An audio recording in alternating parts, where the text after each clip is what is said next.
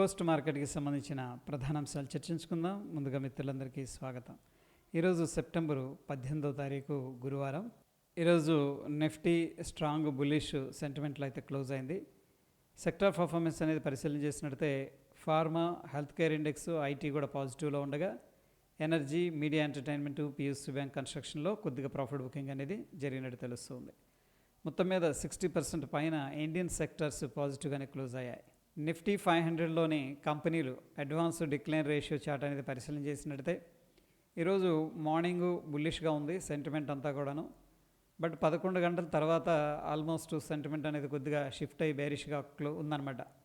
But end of the day మనం observe చేసినట్టయితే 258 కంపెనీలు బుల్లిష్గా క్లోజ్ అవగా 243 కంపెనీలు బేరిష్గా క్లోజ్ అయినాయి. మొత్తం మీద క్లోజ్ అయిన విధానంలో అంత బుల్లిష్ స్ట్రెంత్ కానీ బేరిష్ స్ట్రెంత్ కానీ కనిపించట్లేదు.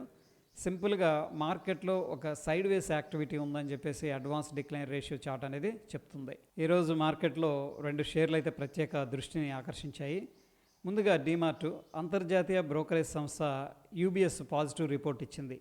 భవిష్యత్తులో బలమైన వృద్ధి సాధిస్తుందని చెప్పడంతో డీమార్ట్ షేర్స్ అయితే పెరిగాయన్నమాట. ఇక తర్వాత ఎటర్నల్ అనమాట, జొమాటో పేరెంట్ కంపెనీ. మరో అంతర్జాతీయ బ్రోకరేజ్ సంస్థ గోల్డ్మెన్ సాక్స్ బ్లింకిట్ వ్యాపారం స్ట్రాంగ్గా అవుతుందని చెప్పేసి చెప్పింది. ఈ వార్త వలన eternal share all time hike అయితే చేరింది.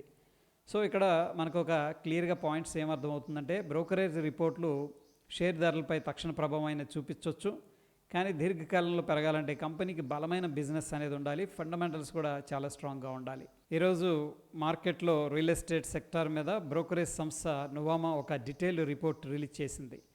గుర్గం మార్కెట్లో అఫోర్డబిలిటీ ఛాలెంజ్ ఉందని చెప్పేసి చెప్పారు. Hyderabad housing market already peak stage దాటిపోయిందంట, అలా వాళ్ళు వ్యాఖ్యానించడం జరిగింది. కానీ బెంగళూరు, చెన్నై మార్కెట్స్ ఇంకా గ్రోత్ కొనసాగించే అవకాశం ఉందన్నారు. ముంబై రీజియన్ మిడ్ సైకిల్ స్టేజ్లోనే ఉంది. పూణే మార్కెట్ మాత్రం వృద్ధి అనేది మందగిస్తుందని నోట్ అనేది చేశారు. స్టాక్స్ విషయంలో నువామా చెప్పిన టాప్ పిక్స్, ఫస్ట్ వచ్చేసరికి ప్రెస్టేజ్ ఎస్టేషన్ మెన్షన్ చేశారు. దాని తర్వాత బ్రిగేడ్ ఎంటర్ప్రైజెస్ అనమాట. నియర్ టర్మ్లో సెక్టార్ కాషియస్గా ఉండొచ్చు, కానీ ఇవి లాంగ్ టర్మ్ స్ట్రాంగ్ క్యాండిడేట్స్గా కన్సిడర్ చేశారు.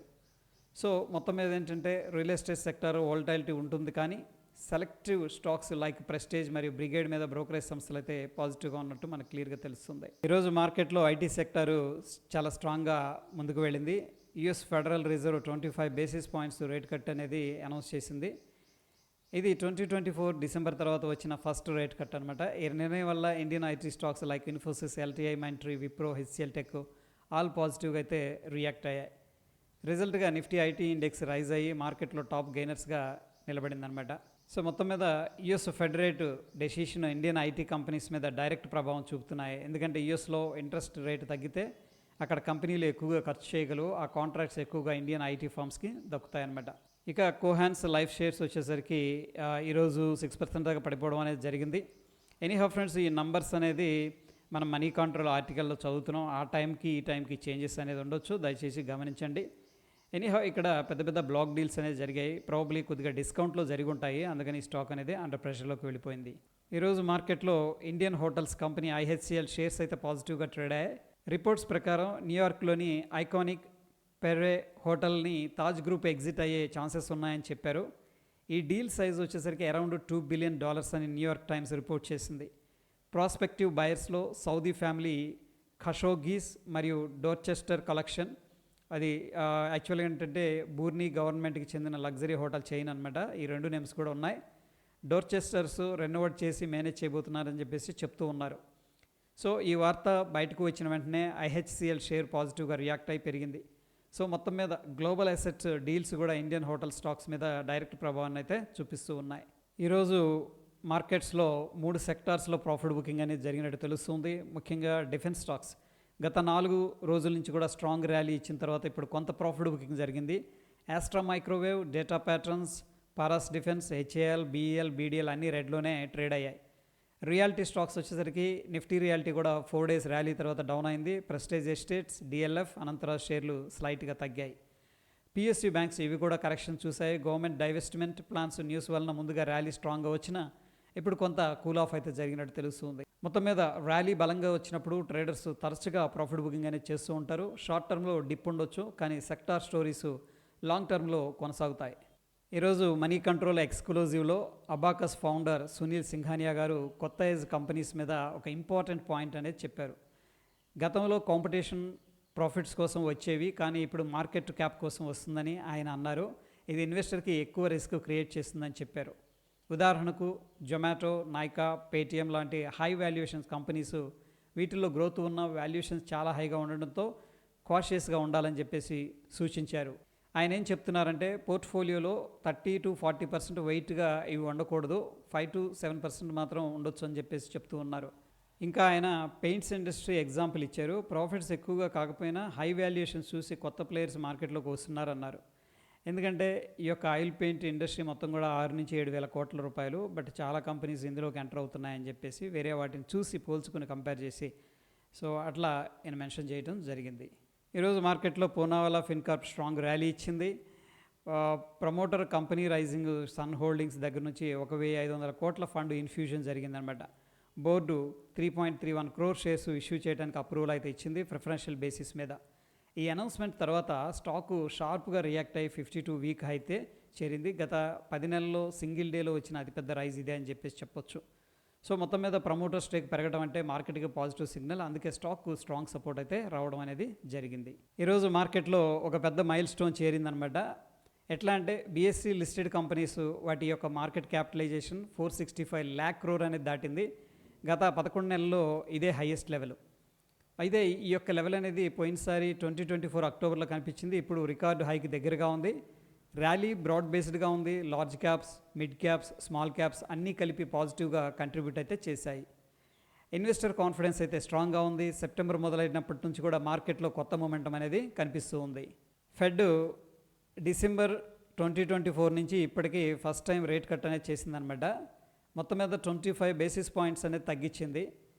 అయితే ఇది ప్రెసిడెంట్ డొనాల్డ్ ట్రంప్ గారి 2వ టర్మ్లో వచ్చిన ఫస్ట్ కట్ అనమాట. ఫెడ్ ఇంకా ఈ సంవత్సరం మరో 2 cuts వచ్చే అవకాశం ఉందని చెప్పేసి సూచించింది. అయితే ఇప్పుడు ఇండియన్ బారోవర్స్ కానీ సేవర్స్, ఇన్వెస్టర్స్ మీద ఇంపాక్ట్ ఎలా ఉంటుంది అనేది మనం ఒకసారి చూస్తే, బారోవర్స్ అంటే లోన్ ఉన్న వాళ్ళకి ఇంట్రెస్ట్ రేట్స్ అనేది సాఫ్ట్ అవుతాయి, అంటే కొద్దిగా తగ్గుతాయి అనమాట. వాళ్ళు కొంచెం హ్యాపీగా ఫీల్ అవ్వచ్చు. ఇక సేవర్స్ ఉన్నారు కదా, లైక్ ఫిక్స్డ్ డిపాజిట్స్ కానీ చేసే వాళ్ళకి వచ్చే రిటర్న్ అనేది కొద్దిగా తగ్గే అవకాశం ఉంది. ఇక ఇన్వెస్టర్స్కి స్పెషల్లీ ఏంటంటే ఈక్విటీస్లో లిక్విడిటీ పెరగడం వల్ల పాజిటివ్ సెంటిమెంట్గా అయితే మనం కన్సిడర్ చేసుకోవచ్చు. మొత్తం మీద fed rate cuts global markets మీద కూడా ప్రభావం చూపుతాయి.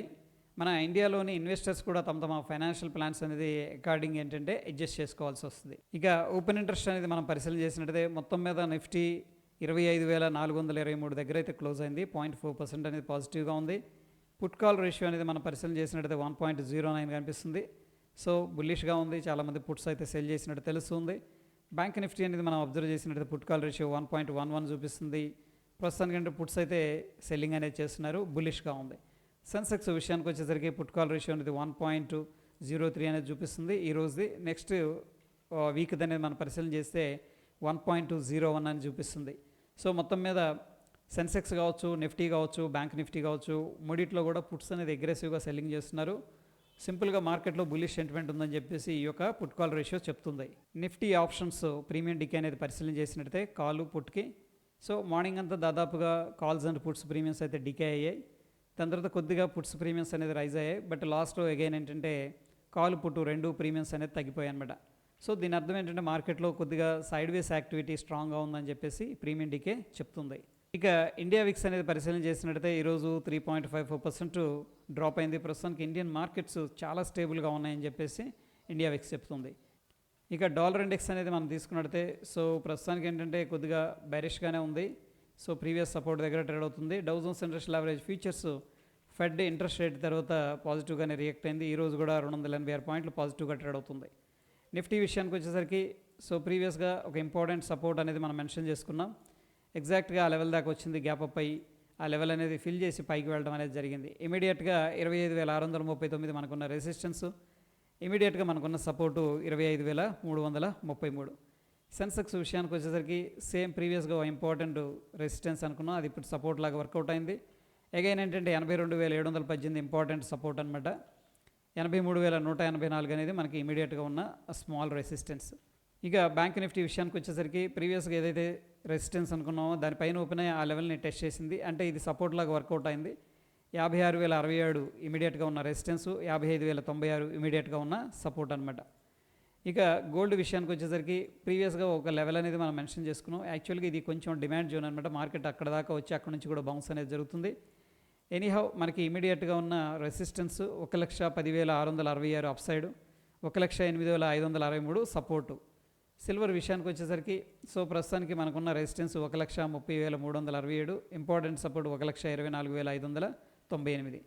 క్రూడ్ ఆయిల్ విషయానికి వచ్చేసరికి ఇమీడియట్గా మనకున్న రెసిస్టెన్స్ 5,752, ఇమీడియట్గా ఉన్న సపోర్టు 5,536. న్యాచురల్ గ్యాస్ విషయానికి వచ్చేసరికి ఇమీడియట్గా ఉన్న రెసిస్టెన్స్ 284, సపోర్ట్ వచ్చేసరికి 253. ఇక బిట్ కాయిన్ అయితే స్లోగా ఎవ్రీ డిప్లో కూడా బాయింగ్ అనేది చేసుకుంటూ పైకైతే వెళుతూ ఉంది. ఫ్రెండ్స్, ప్రస్తుతం ఉన్న సిచ్యువేషన్లో మొత్తం మనం అబ్జర్వ్ చేసినట్టయితే మనకి పుట్ కాల్ రేషియో అనేది బుల్లిష్గా ఉంది. అఫ్కోర్స్ యుఎస్ మార్కెట్స్ కూడా బుల్లిష్గా ట్రేడ్ అవుతున్నాయి ఫెడ్ ఇంట్రెస్ట్ రేట్ డెసిషన్ తర్వాత. ప్రస్తుతానికి ఈరోజు చూసుకున్నట్టయితే ఒక రకంగా హై లెవెల్లో ప్రాఫిట్ బుకింగ్ జరిగింది, హ్యామర్ లాగా ఫార్మేషన్ జరిగింది. టెక్నికల్గా ఏం జరుగుతుందంటే ఇక్కడ మనం కొద్దిగా కాషియస్గా ఉండాలనిపిస్తుంది, ఎందుకంటే అది ప్రాఫిట్ బుకింగ్ జోన్ లాగా ఉంది. ఒకవేళ 2-3 రోజులు కన్సోలిడేషన్ తీసుకుందంటే అగైన్ ఆ యొక్క ఫ్లాగ్ని అంటే హైని బ్రేక్ చేసుకుని మళ్ళీ ర్యాలీ చేయడం అనేది జరుగుతుంది. ఫర్ టైం బీయింగ్ మనం ఒక సైడ్ వేస్ మార్కెట్ అనేది ఎక్స్పెక్ట్ అయితే చేసుకోవచ్చు. ఇది పోస్ట్ మార్కెట్కి సంబంధించిన అప్డేట్స్ ఫ్రెండ్స్. ఎటువంటి క్రిటికల్ అప్డేట్స్ ఉన్న టెలిగ్రామ్లో షేర్ చేస్తాను ఫ్రెండ్స్. ఈ ఎఫర్ట్స్ అనేది మీకు హెల్ప్ అవుతున్నాయండి, తప్పకుండా లైక్ చేసి మీ యొక్క సపోర్ట్ అనేది తెలియజేయండి. ఇంకా మన ఛానల్ని ఫస్ట్ టైం చూస్తూ సబ్స్క్రైబ్ చేసుకోకపోతే, కాంటెంట్ నచ్చితే తప్పకుండా సబ్స్క్రైబ్ చేసుకోండి. మరొక ఇంట్రెస్టింగ్ ఎపిసోడ్ మళ్ళీ కలుసుకుందాం. Stay tune. ధన్యవాదాలు.